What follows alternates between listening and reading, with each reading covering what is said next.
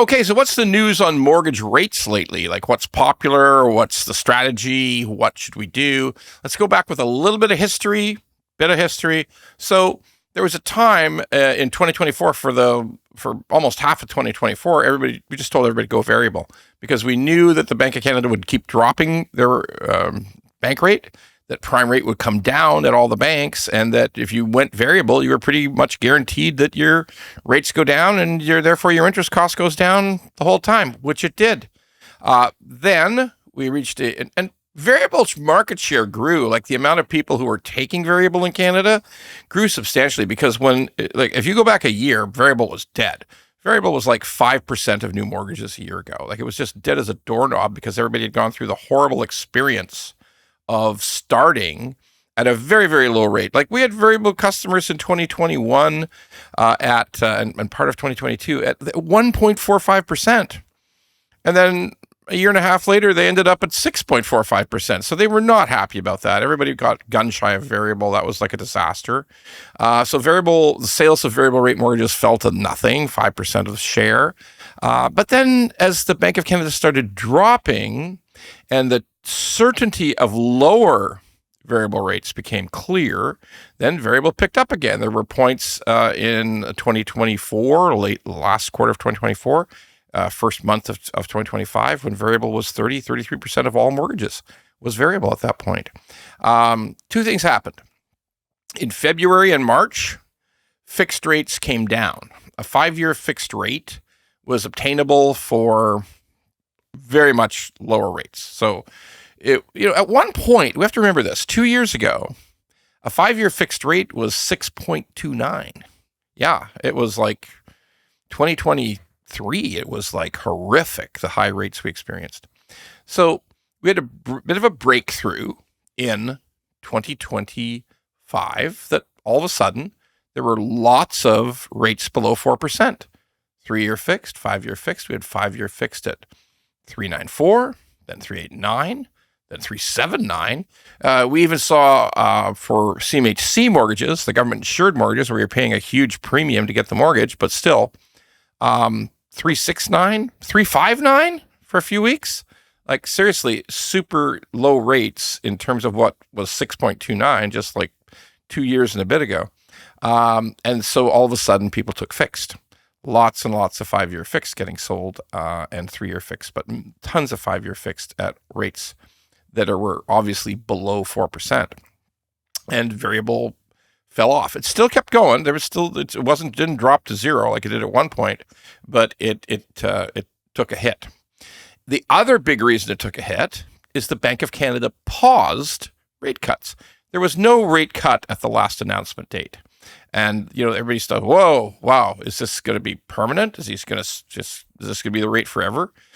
It never is, but, people's instincts run in a certain way. When they see the trend stop, they think, well, maybe is this the end for a long, long time?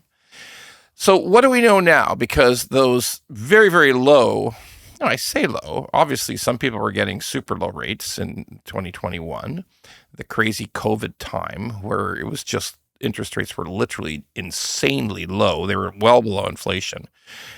We call it the zero interest rate program because when interest is below inflation, that's effectively zero or better than zero. So from those days, it's still high, but 3.59, 3.69, 3.79, that's a rate that many people thought was a good deal and they took it. Now rates have drifted up, so you'd be lucky if you get 3.84 if you're a CMHC mortgage on a purchase, or you might get 3.99 conventional if you're but most rate offers today start with a 4 in front of it. It's gone up. Bond yields have gone up. The Canadian bond yields, 5-year bond has gone up in yield, and those are the rates we have today. So what's the future? Well, there's two elements to it. There's the fixed side and the variable side. I'd rather talk about the variable side right now because it's easier to understand.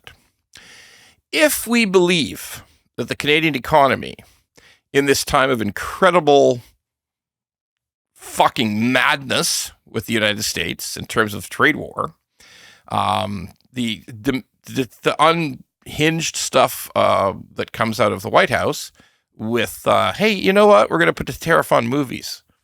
What? What? A tariff on movies? What the fuck? That's crazy. I mean, seriously, just stuff comes out that you just can't even fathom.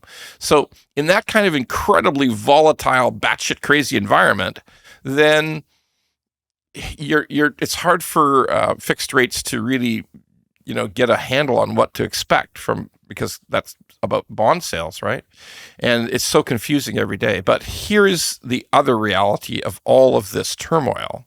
The other reality is the Canadian economy suffers. Unemployment increases, gross domestic product, GDP, reduces. And if inflation just stays where it is, and by the way, like a horrible economy is normally a deflationary impulse. It's normally, wow, if everybody stops buying stuff because they're scared of the economy, then prices come down because you got to put it on sale to sell it. So that's the theory. So inflation stays down, GDP gets bad, and unemployment goes up. The Bank of Canada starts to drop again. Now, the next meeting is June 4th. It's uncertain. The odds are sort of in favor of a cut, but just barely. Therefore, what would it take to get a cut June 4th? I don't know.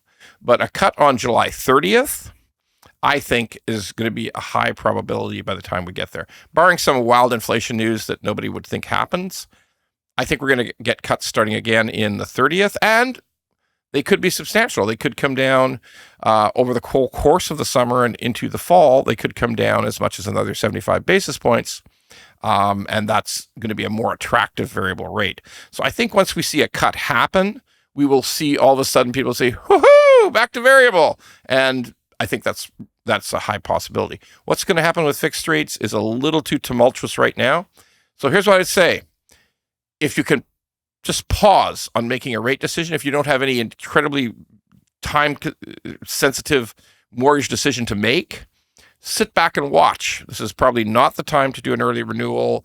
This is the time to watch and see what's going to happen for the next 6 weeks until we get past June. 6-8 weeks, we get past June, and I think there'll be much more clarity on where rates are going. So it looks like if we get a cut in July, that variable will become quite popular again.